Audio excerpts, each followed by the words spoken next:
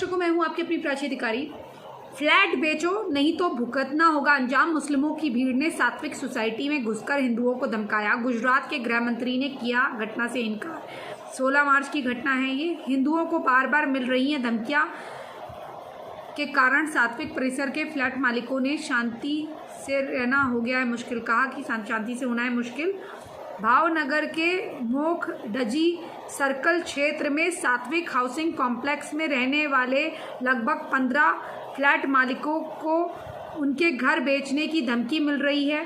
पिछले हफ्ते 100 से 150 मुस्लिमों की भीड़ सोसाइटी में घुसकर कुछ फ्लैट मालिकों को अपने फ्लैट बेचने पर मजबूर करने की धमकी दे रही है। राजाराम अवेदा के सामने सात्विक कॉम्प्लेक्स के निवासियों के आरोप लगाया है कि रात में 100 से 150 मुस्लिमों की भीड़ ने उन्हें अपने फ्लैट बेचने और वहां से न हटने पर परिणाम भुगतने की धमकी देने के लिए कॉम्प्लेक्स में घुसकर आई थी भीड़ ने कथित तौर पर वहां के निवासियों को धमकाया कि वे सभी के बारे में सब कुछ जानते हैं और अगर वे घर बेचने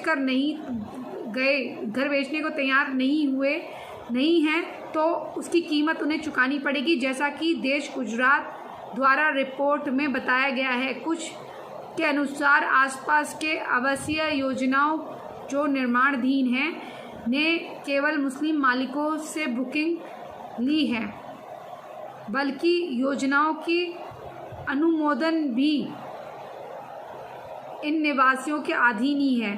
कुछ निवासियों ने स्थानीय भाजपा नेता की मदद से अपने फ्लैट बेचने के लिए मालिकों के बीच मध्यस्थता करने की कोशिश करने का आरोप लगाया है।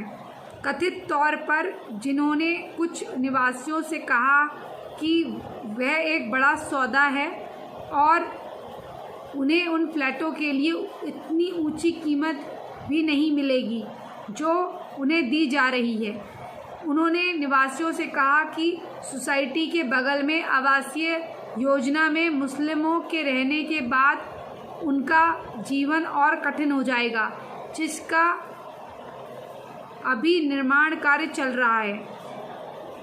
वही बार बार मिल रही धमकियों के कारण सात्विक परिसर के फ्लैट के मालिकों से शांति से रहना मुश्किल हो गया है। कुछ संगठनों ने अधिकारियों से शहर में सांप्रदायिक सद्भाव बनाए रखने के लिए कहा है, अशांति अधिनियम को लागू करने की मांग की है।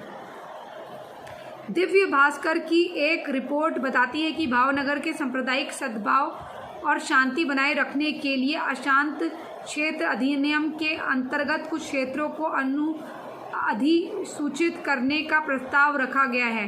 हालांकि स्थानीय निवासियों का आरोप है कि स्थानीय भाजपा विधायक की निष्क्रियता के कारण उनकी फाइल अटकी हुई है।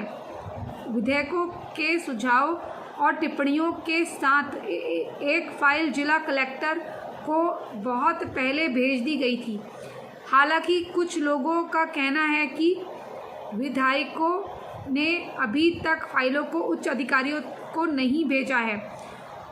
पोर्टल से अशांत क्षेत्र अधिनियम पर एक बड़ी रिपोर्ट बनाई है।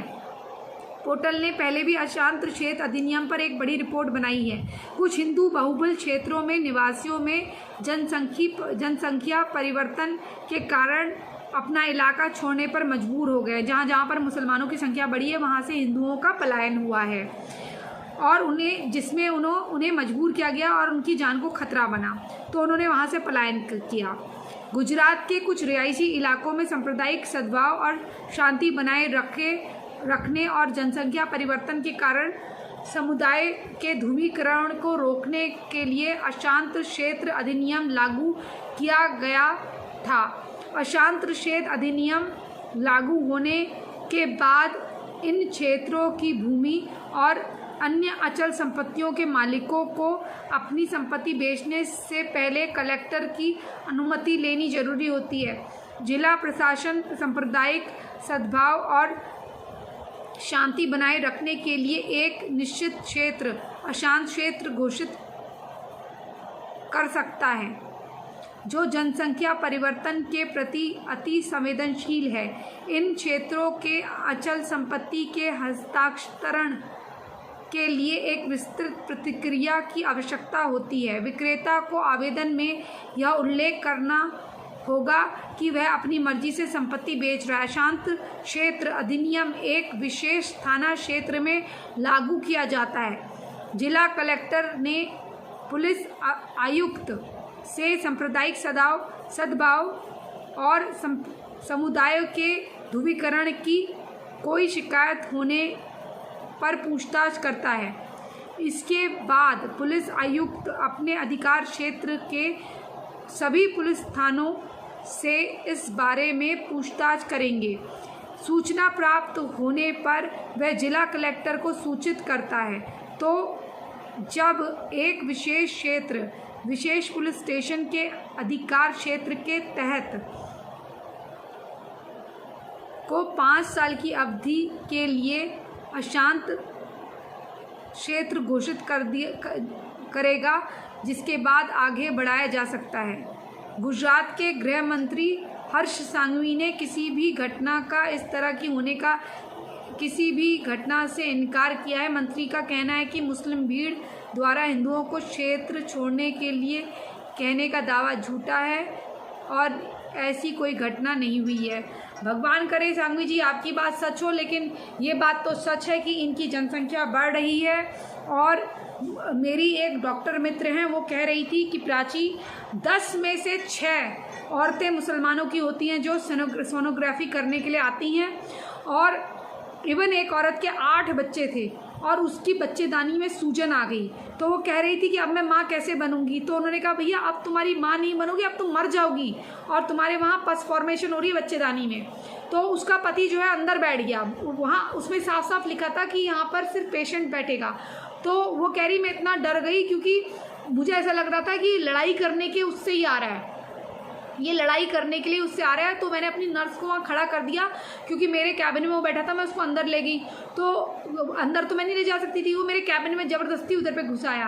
तो मैंने अपनी उसको खड़ा करा क्योंकि मुझे लग रहा था कि ये तो हाथापाई कर देगा, और तो गंवार है, जाहिल है, इसका मैं क्या करूँगी। तो गंवार है, मुझे थप्पड़ वप्पड़ मार देगा बदतमीज़ आदमी, फिर पुलिस केस होगा, फिर ये सब होगा। तो कह रही मैंने उसको समझाया कि देखो पूरा तुम्हारे बच्चेदानी में सूजन है, पस फॉर्मेशन हो रही है। अगर इस हालत में अगर तुम अब संभोग भी करती हो और सेक्सुअल कांटेक्ट में भी अपने पति की आती हो तो तुम्हारा जो है ये बाद में सड़ जाएगा, इसको निकालना पड़ेगा, इसमें कैंसर हो जाएगा, ख़राब हो रहा है, सूजन हो रहा है, ख़राब हो रहा है ये, और बिल्कुल पस फॉर्मेशन हो रही है। तो उसके पति को ये बात समझाई गई कि यार इसकी बच्चेदानी निकालनी पड़ेगी, इसे रिमूव करवाइए। तो वहाँ पर चिल्लाने लग गया, कहता है मैं निकालूंगा बच्चेदानी, ऐसे निकाल दूंगा बच्चेदानी, ये कर दूंगा बच्चेदानी, ऐसा ऐसा करने लग गया। वो उसको अपनी पत्नी से कोई प्रेम नहीं है। वो औरत जो है आए दिन बुखार से पीड़ित रहती है, कैसे भी बच्चा हो जाए ये सोच रहे हैं। वो 8 बच्चे हैं उनके, 8 या 9 बच्चे जो भी। अब बताइए ये। और उसने कहा भी अब तू 49 ईयर्स की हो गई है, अब क्या होगा बच्चा। तो फिर भी वो कह रही है अब मैं क्या करूं। तो ऐसे ही इससे पहले एक औरत का 9वां बच्चा हुआ था, बच्चे को पैदा करके वो मर गई, उसको भी बताया गया।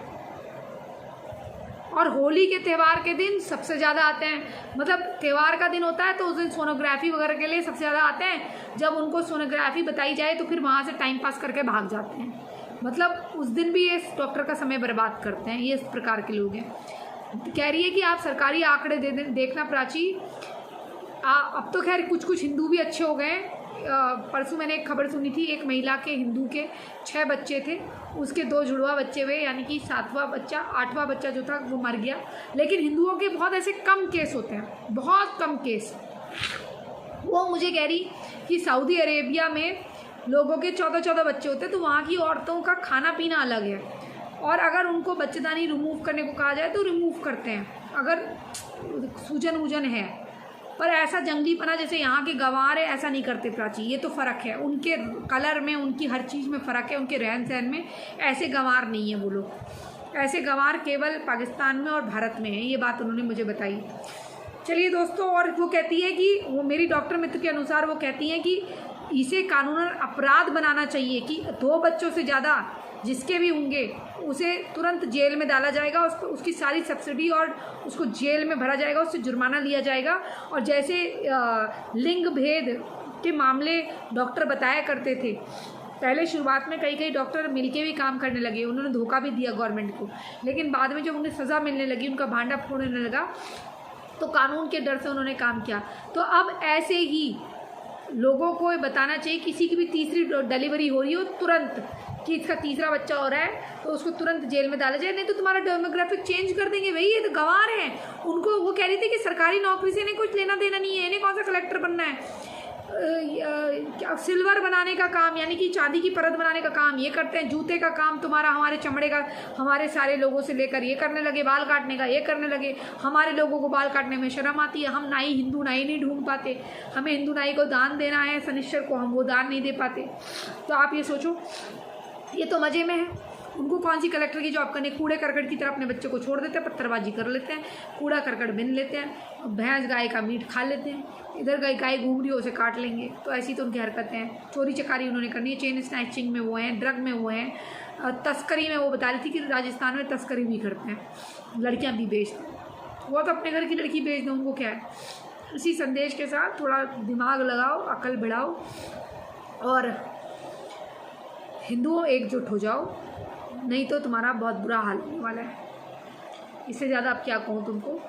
प्लीज़ चैनल सब्सक्राइब करिए और हमें सहयोग करिए डिस्क्रिप्शन और पिन मैसेज के माध्यम से। और कोई भी अगर नई घटना है तो उसकी जानकारी हमें दीजिए ईमेल के माध्यम से। हमारा राष्ट्रवादी जो मेरा ग्रुप है उसे भी ज्वाइन करें भैया प्लीज़। ये मैसेज इन्हें ज़रूर दीजिए कि मेरा ग्रुप ज्वाइन करें और आपका भी ग्रुप ज्वाइन करें, जिससे हम लोग कनेक्ट रहें, ठीक है ना। और हमें हर प्लेटफॉर्म में प्लीज़ सपोर्ट करिए और हमें वैसे भी सहयोग करिए आप लोग, और शेयर करिए प्लीज़ वीडियो को। आपके सहयोग की आवश्यकता है, क्योंकि कई लोग नहीं चाहते हैं जो राष्ट्रवादी भी हैं कि हम उनसे बड़े राष्ट्रवादी बने, जबकि हमारा किसी से कंपटीशन नहीं है, हम प्रतियोगिता नहीं कर रहे हैं किसी राष्ट्रवादी से। समाज तक बात जानी चाहिए।